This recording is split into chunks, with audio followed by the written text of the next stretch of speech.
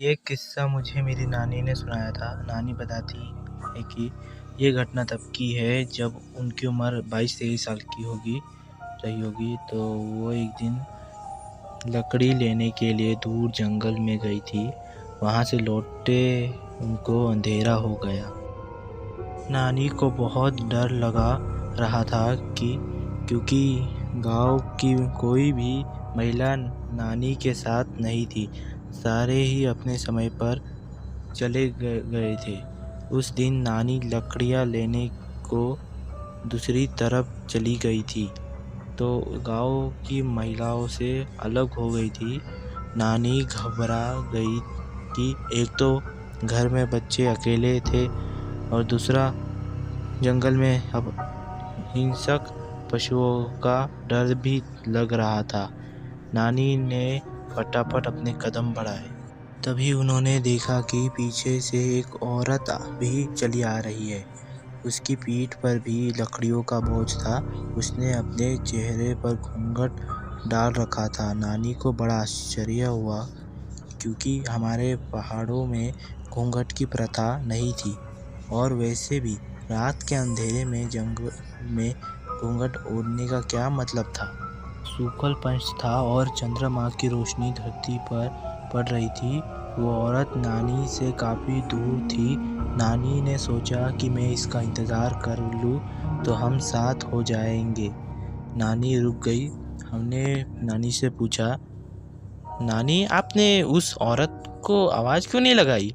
तो इस पर नानी ने कहा, बेटा जंगलों में ज़्यादा ज़ोर से नहीं बोला करते क्योंकि ऐसा बोलने से बुरी बलाएं हमारे पीछे लगती हैं।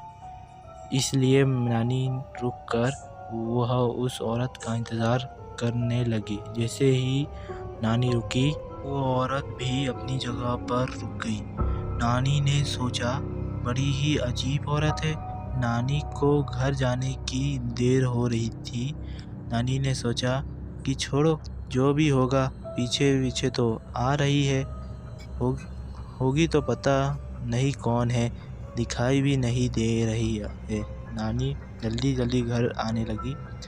बीच बीच में नानी पीछे मुड़कर देख लेती तो वो औरत बराबर चली आ रही है।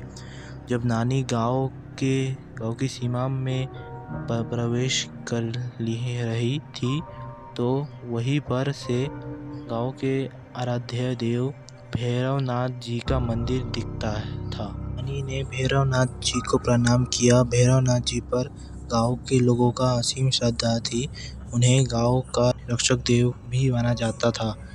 नानी के मन में विचार आया कि देखो तो वो औरत कहाँ गई। नानी पीछे मुड़कर देखा तो नानी के आश्चर्य का कोई ठिकाना ही नहीं रहा। दूर दूर तक भी वो औरत दिखाई नहीं दे रही थी। आसपास ना तो कोई गांव था और ना ही कोई इधर उधर जाने का रास्ता था। केवल नानी का ही गांव था। इतनी रात को वो औरत कहाँ चली गई?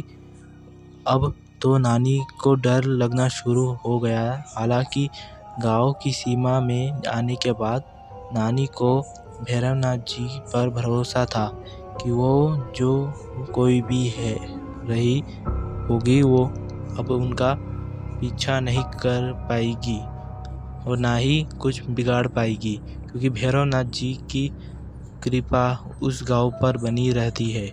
ऐसे लोगों की मान्यता थी। नानी बिना पीछे मुड़े फटाफट भागी और अपने घर में पहुंच गई।